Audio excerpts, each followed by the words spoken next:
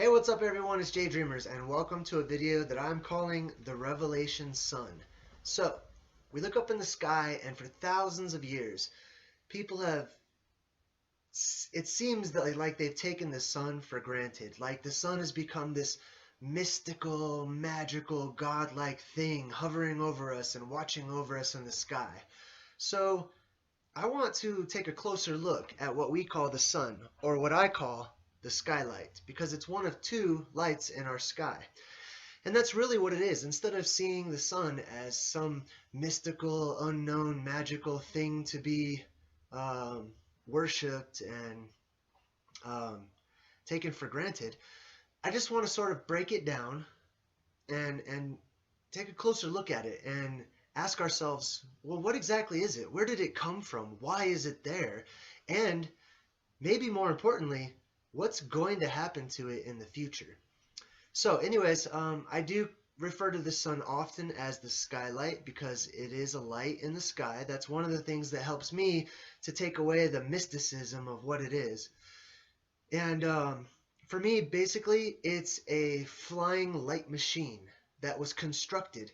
This thing was put together, it was placed there, it was set into motion, and it is somebody or some beings have the ability to control the sun.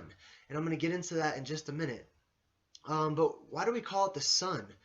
The word sun, S-U-N, is really the word son, S-O-N, which is like a father and his son. So why do we call it that? Why have we named it the offspring of something?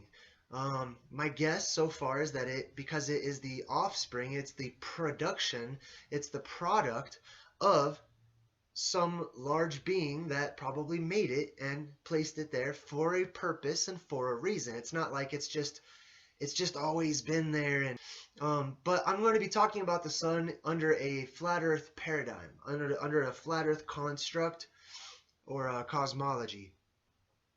So in the flat earth cosmology, the sun is a lot smaller and a lot closer to our flat realm or middle earth that we live. It seems to me like a long time ago we lived in a garden paradise where everything was huge and there was giant trees everywhere that reached up to the heavens, and all the beings were much larger, all the animals were much larger,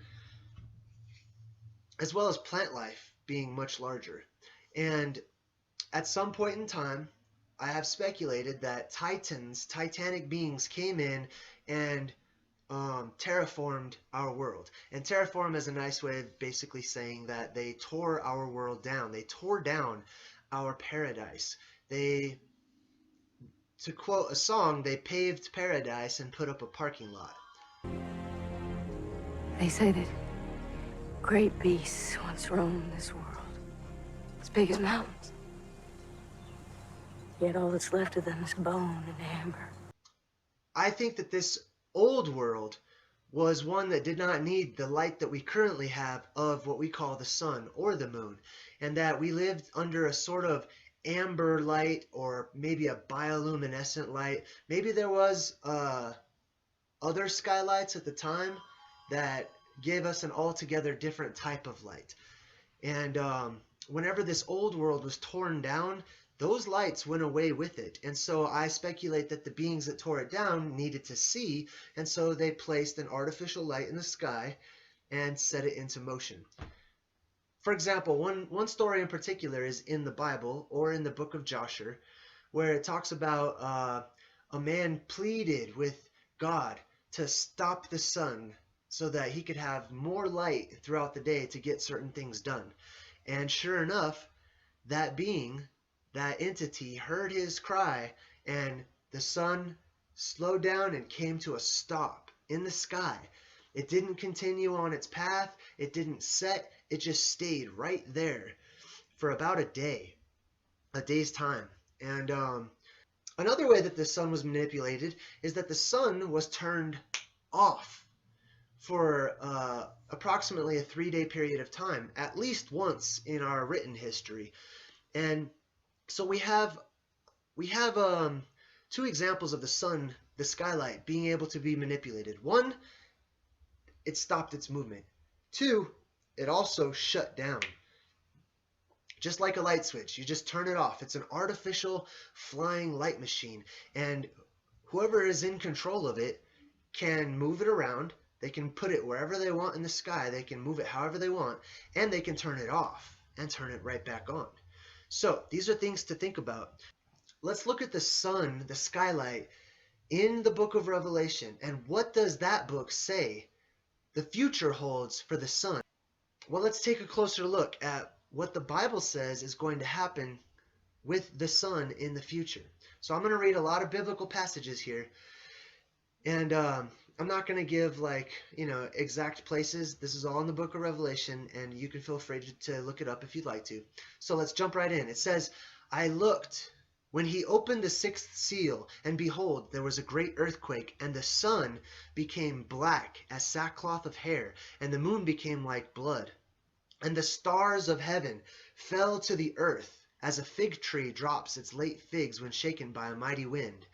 Then the sky receded, and it receded as a scroll when it is rolled up. Every mountain and island was moved out of its place, and the kings of the earth, the great men and the rich men, and the commanders and the mighty men, every slave and every free man, hid themselves in the caves in the rocks of the mountains, and said to the mountains and the rocks, Please fall on us, hide us from the face of him who sits on the throne, from the wrath of the Lamb. For the great day of his wrath has come, and who is able to stand? So let's continue on. It says, They shall neither hunger any more, nor thirst any more. The sun shall not strike them, nor any heat.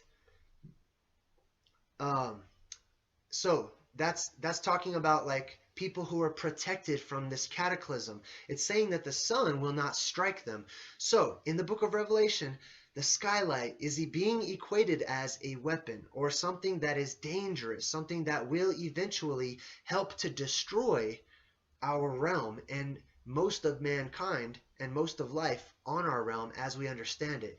But there will be some people who, for whatever reasons, are protected from the sun. And it goes on to say, Then the angel took the censer, and a censer is like it's like a chain with a ball of fire at the end of it. Took the censer, filled it with fire from the altar, and threw it to the earth. And there were noises, thunderings, lightnings, and an earthquake. So, once again, we have fire coming down from the sky, hitting the earth. Okay, so, remember, I'm talking about in a flat earth paradigm, okay? In a flat earth paradigm, whether it be closed paradigm or open paradigm, still, there's not a whole lot of fire up there except for like maybe the stars and the sun itself. Okay, so keep that in mind. We are going to move on. So the seven angels who had the seven trumpets prepared themselves to sound. The first angel sounded, and hail and fire followed down, mingled with blood, and they were thrown to the earth. And a third of the trees were burned up, and all the green grass was burned up. Now think about that. A third of the entire realm's trees and grass all burned. Where would we get so much fire from if not from the giant skylight, the giant flying light machine? So the second trumpet, the seas were struck. Then it says, Then the second angel sounded, and something like a great mountain burning with fire was thrown into the sea. And a third of the sea became like blood, and a third of the creatures died in the sea. Pardon me. So now you have something the size of a mountain that's on fire itself, being hurled down towards the earth. So it says, I saw something like a sea of glass mingled with fire, and those who have the victory over the beast, over his image and over his mark, and over the number of his name, standing on the sea of glass, having harps of God, and they sing songs, etc. So he looks up and he sees something that looks like a sea of glass mingled with fire. Well, the firmament or the dome has been said, especially in the Bible, to be made of something like molten glass. And now he's able to look up, instead of just seeing like a blue sky or a dark sky, he sees that firmament, that dome, whatever it is, and it's lit up from behind or it seems to me like it's being lit up from the other side, and now he can actually see through it. He can see what's on the other side of it. It says men are scorched. Then the fourth angel poured out his bowl on the sun, and power was given to him to scorch men with fire. And men were scorched with great heat, and they blasphemed God who has power over these plagues. So there was this angel, right? This heavenly being, this otherworldly being, and he had power over the sun, which means he controlled the sun. He was able to manipulate that giant flying light machine in the sky so that it would burn or scorch men down below. So something's happening to this flying light machine. Either it's intensifying, or maybe it's actually being lowered and it's getting closer and closer to our realm, which means it's going to start burning stuff, right? I mean, if you stand outside in the sun right now for too long, you'll start to burn. Imagine if the sun dropped down, a couple thousand miles or so and got really close. People would be freaked out, running for their lives. Everything would start to set on fire. Of course, this is speculation on my part, but all of these things start to add up, and that's kind of what it sounds like. It says, for the first heaven and the first earth had passed away, and also there was no more sea. There was no ocean, okay? So something happened to all the water that we now have to make it go away. Well, what else does that but heat, right? I mean, yes, we could say that other things happened, and we can speculate on, maybe giant cracks opening up in the water going downward. But I wonder if the sun itself, if the skylight was lowered close enough and it continued on its circular path around, if once it got into the ocean area, that it would literally start just burning up all that water, and it would send it as water vapor up into the sky. And since the dome is already open, maybe all of that water vapor would escape out and not rain back down upon us. Just an idea that I'm throwing out there. By which the world then existed, perished, being flooded with water. But the heavens of the earth, which are now preserved by the same word, are reserved for fire until the day of judgment and perdition. Okay, so what does this mean in English today, right? This basically means that people are going to forget that the world was flooded and annihilated, that our entire realm as we once knew it is gone, and we look around and we just call it oceans. We take the oceans for granted. We say, oh, it's just the ocean. No, that's remnants of a giant flood that killed everything, okay, and totally changed our landscape.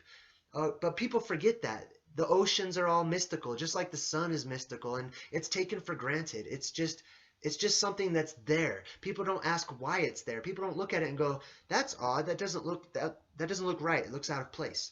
So people forgot that the oceans are evidence that our realm has been totally flooded, annihilated. Oh, it says the day of the Lord will come as a thief in the night, in which the heavens will pass away with a great noise. The heavens are the firmament, the sky above us, or maybe the dome, right? The dome will pass away. It will go away. So whatever we know now as the sky will fall, okay? It will be gone. It will be receded. It will open up. It says the heavens will pass away with a great noise. Now, you can imagine what kind of noise that would probably make if our sky is some sort of mechanical dome-like structure opening up. And you've heard videos online of these weird, eerie sounds, right? I think that those might be related. So, it says the heavens will pass away with a great noise. The elements will melt with fervent, which means powerful, heat. Both the earth and everything in it will be burned up. What could possibly be big enough and hot enough to burn up our earth, our realm, our entire world, but the flying light machine that is placed above us, that we can feel its heat from however far away it is right now? Imagine if it came closer. That has the possibility and the potential to burn up our world, to destroy our oceans, to remake everything. In school, many of you, and I know I was taught in science class, that one day, billions of years from now, that the sun was going to destroy our planet anyways. So think about that. Even mainstream science says that the sun is going to destroy the earth. It says that billions of years from now, the star, the sun, in what we've been taught, it's going to expand and expand and expand and turn into this gas giant star. And it's going to take up our orbit, and it's going to burn the earth up and destroy the earth. That's what science is teaching us. So either way, the sun is being taught as something that's to be feared, that we're to be afraid of it because it is going to kill us. It's going to destroy everything. I'm not saying that you should be afraid of the sun. I'm also not saying that you should worship the sun. Thank you so much for watching. This has been The Revelation Sun by JayDreamerZ, and I'll see you guys next time.